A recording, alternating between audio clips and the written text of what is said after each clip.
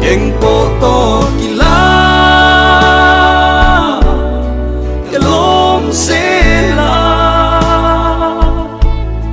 Kachandang na kulpuy Ang hingay lufe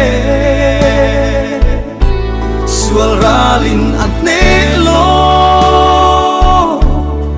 Kalalrim ruathi Kama angeya Kodur keng makse Apena malasonga